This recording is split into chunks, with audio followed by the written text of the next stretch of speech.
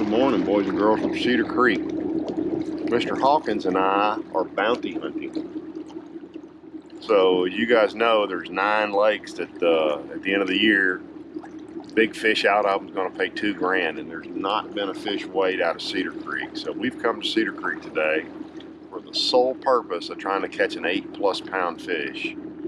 And you can tell when you walk across the front deck of Mr. Hawkins' boat up here.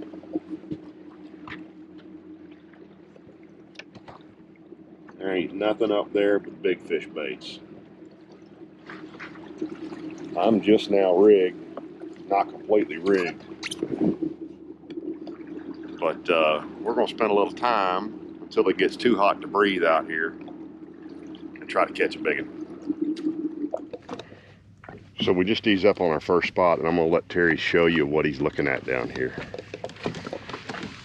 Yeah, there's just a hump out there. It looks like those are a bunch of crappie there on the left.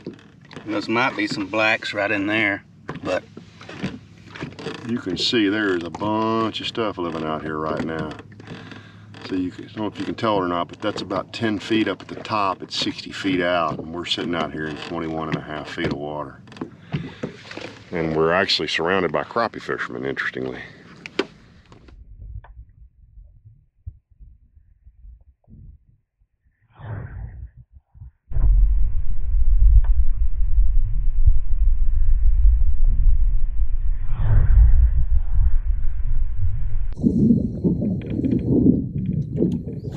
Pay that much money for a sprinkler rod. Mark Rose Ledge Series, $250 rod.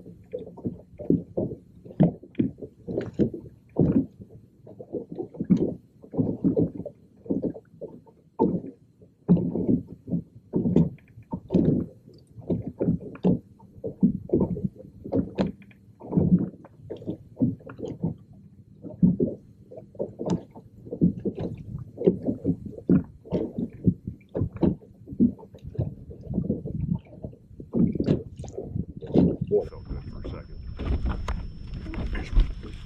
What you got? get the net on this. He's called for the net.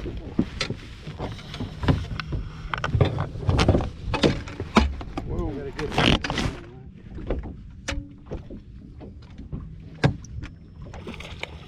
he ain't that big up here. How big is he? That. Thinks he's big? Yeah. Here he is. Nope, just rope him in here. I don't know if I can swing him or not. He was just way out there. Mm-hmm. Tournament day, you'd be like, yeah, it's solid. He's fat. That is one healthy offshore fish right there. 3.5 pounder. I can't hardly see it if you see fish pulling out. Well, there's some bait fish right there. Mm-hmm. Bait with fish around them.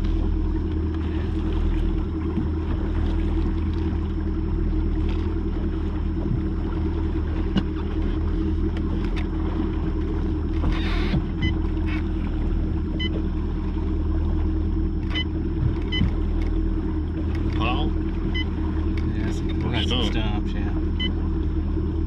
Standing up pretty tall though. Yeah. You see that shout out behind it. Well, all right, it's 10 till 10. We've hit 4 spots, and we're seeing a lot of fish out deep. Obviously, a lot of them are sand bass and crappie. A lot of crappie fishermen today. I'm really surprised, but we've decided that, I mean, the fish obviously are not actively feeding. You've seen our one fish, which Terry caught, probably 3.5 pounder, and so we're going to basically just start kind of running and gunning and see if we can't figure something out or get some more bites. But we're going to stay out here. I mean, we're not trying to catch a bunch of fish, we're trying to catch muy grande, so we're going to keep doing it and see what we can come up with. The sound of Cedar Creek, the singing of lawnmowers on a Saturday morning. 300 on it, 84.9.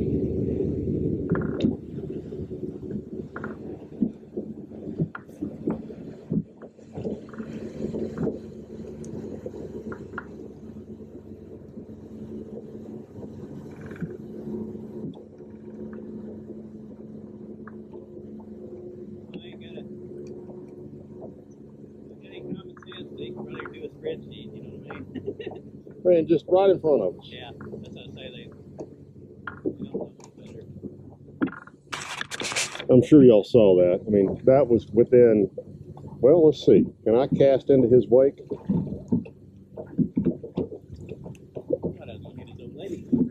Oh yeah, Terry cast across his wake right there with the crankbait. That's how close he was. Never even let up. Brrr, right on by. Welcome to Cedar Creek.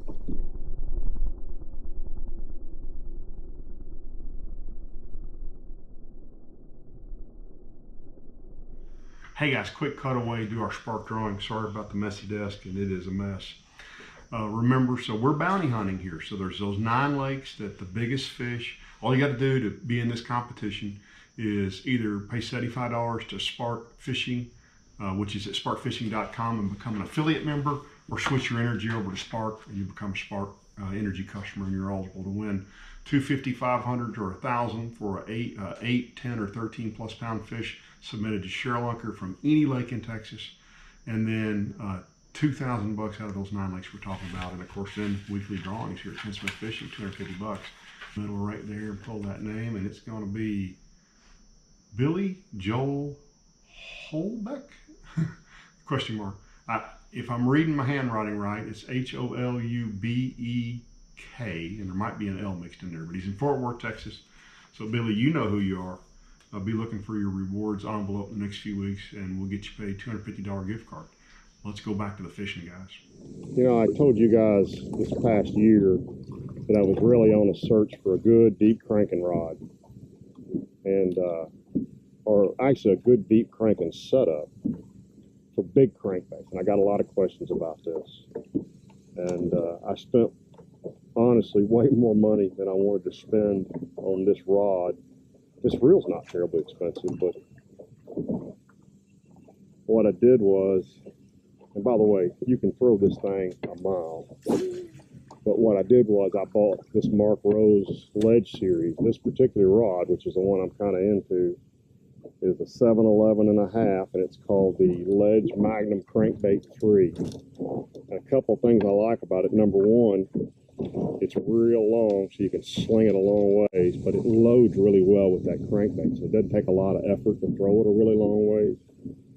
And the other thing I like about it is you can see when I crank, I point my rod down, and I'm getting that much additional depth because that much of my rod is below the water line, so you can just flat get it deeper. But the other thing that I think really makes a difference, so this is a BB1 reel, which is a wide spool reel. It holds a ton of line.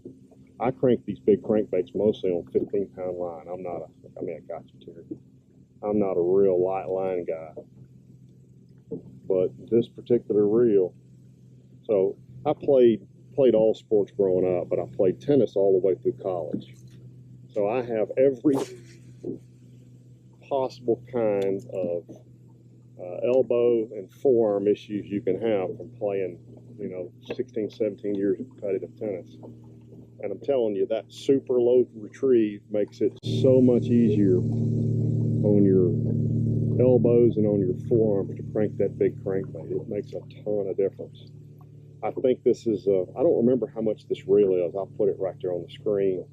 This is a $270, $280 rod, so it's an expensive, well, in my world. I know a lot of you guys spend a lot more than that. But for a poor insurance guy from Dallas, Texas, it's an expensive rod, but it really does a nice job. And it's got plenty of backbone when one actually eats it to get him stabbed. But man, you can cover a ton of water comfortably with it.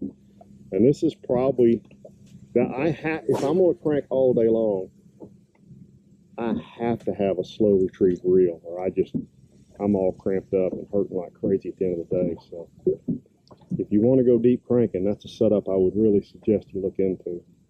There's a couple of cheaper rod options, but cool, this one's really nice. I've got the 9.2, but it's a little heavier and a little harder on you throughout the day. This one really seems to be a nice combination of length and weight, not to wear you out. Oh, that felt good. I wish that stump would shake her head.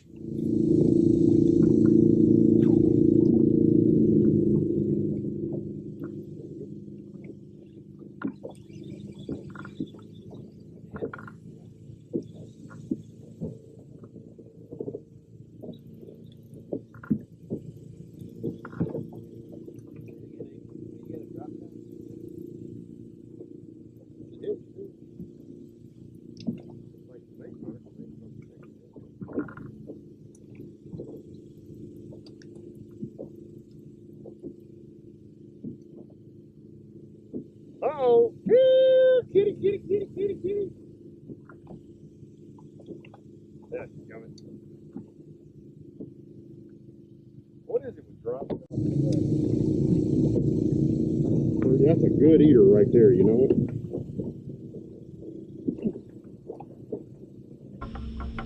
Look at there.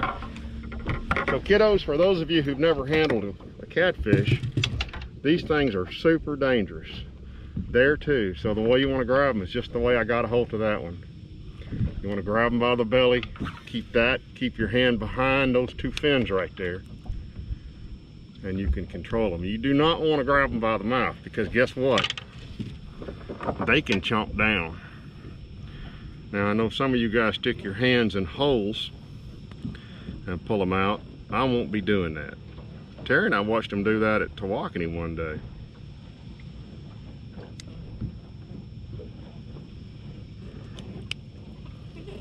A little drop shot hook, had him hooked good. Pretty little blue channel catfish though, for sure. See you later. Yeah. Ah! That one had it right at that house. I think the lizard broke me off one. Broke me off. Look at that. I finally get a bite and I break him off. Finally get a bite and I break him off. Ah, that and rattled. Well guys, as you know, I don't fish private lakes. If somebody wants to call me and got one, I'll go fish it now. But that was 7 hours on Cedar Creek, and Terry caught that one. I caught a catfish, and then I had a good bite out deep. It could have been a 1.5 pound fish, and it could have been one that was worth some money, and I broke my leader off. And what had happened there was, I always throw 20-pound Seagar and Bizek main line and 15-pound Seagar and Bizek's leader, but we weren't getting any bites, so I dug around in Terry's box, and I think, is that 10 or 12-pound line I got out of there? It's 12. Got a 12-pound leader out and broke that fish off on hook set, which, you know, may have been a bad spot. I'd been fishing with it for a while, who knows, but that's a hard, hot day of fishing on Cedar Creek Lake. If I'd asked you this morning before we left, kind of what's worst case scenario, what would you have said? Shoot, the way we fished, I'd have thought, you know, 15, 17 pounds, you know, at least. Day in and day out. Yeah. Heat of the summer on Cedar Creek, Yeah. That's what we ought to be able to catch. I mean, you're subject to catch that on the spots we fished, but and more, but they just didn't bite, man. It was, I don't know what the deal was. Well, and that's what we talked about. I mean, again, everywhere we fished, one of us has caught fish off of them before. And you could make that same rotation tomorrow and catch whack on them. I mean, we just obviously didn't hit them timed right. We saw a lot of fish out in front of us, but we just couldn't get them to bite. So Terry said he's gonna go out on Richmond Chambers tomorrow and jerk on some white perch. You gonna take your daughter? She's got to work tomorrow, but probably just gonna go out there and practice with my Garmin, you know. Yeah. It's kind of, I mean, you're catching crappie, but it gives you a lot of practice, you know, working with your Garmin. And you said you continue to tweak, we're talking about live scope looking forward. Yeah. You continue to tweak it constantly. Yeah, especially at, you know, you get on crappie pile, and I usually use a small jig, and then I'll go up about 1.5 feet and put a split shot on there so you can see your two, you know exactly what you're looking at. Yeah. You see the two dots going down, and then, you know, it's just gives you practice on it, you know, so. It's something about just having confidence that you can catch the fish that you're looking at. So I'm sorry we didn't catch more for y'all, but I'm more sorry for me and Terry, because we were the ones out here. It's about 90 out here right now, and but we gave it a shot. We'll try again. I got something really interesting coming for y'all either late this week or next week. We're going to talk to somebody who understands this. This is something I've been really curious about: fluorocarbon line, how it's constructed, the different types of things it's constructed out of, and the difference in different lines. So it's probably going to be a little bit techy. I know that really surprises you guys with me. And then again, we're going to start talking about metal boats pretty soon here too, and we're going to keep fishing. So I would wrap, but I'm gonna throw this in. This is my little tiny rant to all my buddies who don't fish a lot that watch some of these videos. You're always like, we got a house on Cedar Creek. Why do you go all the way to Rayburn? Why would you go all the way down there? A bad day on Rayburn is how many bites?